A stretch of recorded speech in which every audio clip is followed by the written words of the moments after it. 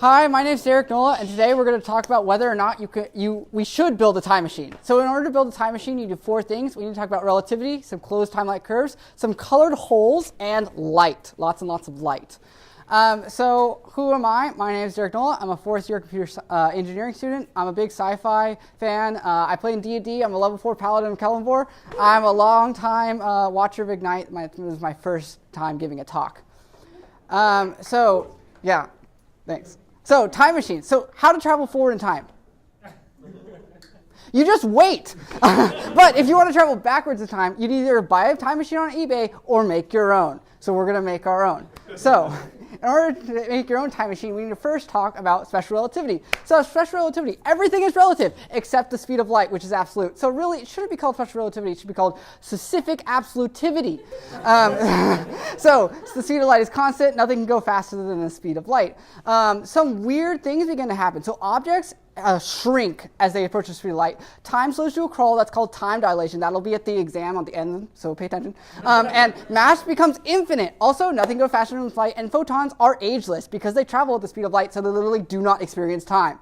General relativity is where you take special relativity and you're sliding gravity there real easy.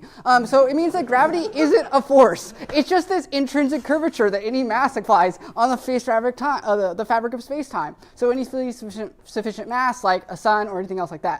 If you want to describe space-time, you need Minkowski space-time diagrams. These are where everything in front of you is any possible future. You can't go to the left or right because that would mean you're going faster than light, and that's not allowed. Everything behind you is in the past. So the present point is you right in the center. How do you make a CTC, which is exactly what you need to make a time machine? You basically take a Minkowski space-time diagram and you just fold it. Now what you've done is taken the future and taken the past and put them together. It's so easy. It's so easy.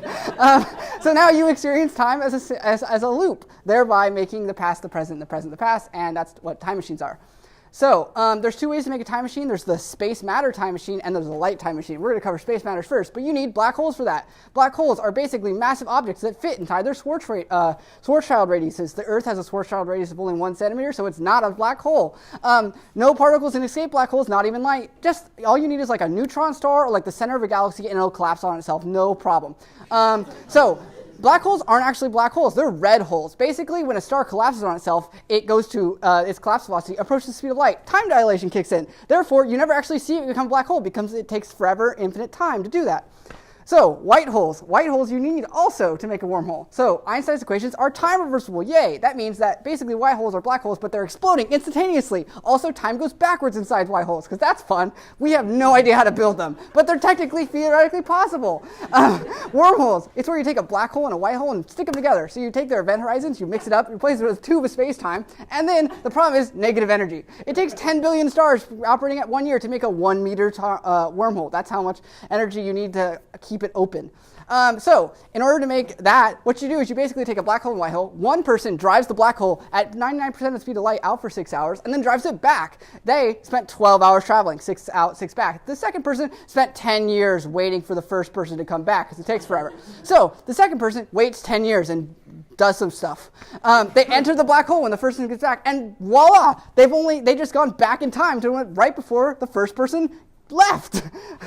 And there. The problem is you can't go further back than when you actually made the black hole. So that's unfortunate. So the other way to make a time machine is lasers. Lasers can warp space, but also it's space-time. So they can also warp light. So a circular beam of light forms a closed time-like curve. Therefore, you need to bend light into a circle, but that requires enormous amounts of energy. Solution, you slow down light using the Bose-Einstein condensate, which can slow down light to approximately 17 meters a second. That means there's less energy required for things to slow down, so you can actually do it. So what you do is you just make this machine of a circular loop of light, and then what you do is you turn it on, you wait 10 years, you get inside the tube, you walk and walk and walk, and then you get out of the tube, and voila, you've gone back in time. There's only a small problem with this, is that, again, you can't go back in time further than when you turn the machine on. Because the reason why this works is light makes space into time. So walking backwards in space physically moves you backwards in time in a circular light sphere. So again, we can't exactly build this because we can't go back and see dinosaurs. We can only go back as long as we try the time machine. So these are all theoretically possible. The laws of physics do not disallow these. They actually can exist. And the paradoxes largely work themselves out. We can't build one right now. So result is you should just keep reading sci-fi and keep experiencing stuff. So there's definitely more R&D needed to reach this. A glittering metallic framework, scarcely larger than a small clock, very delicately made. This is H.G. Wells' description of his time machine. That was my first talk. Thank you very much. My name is Derek.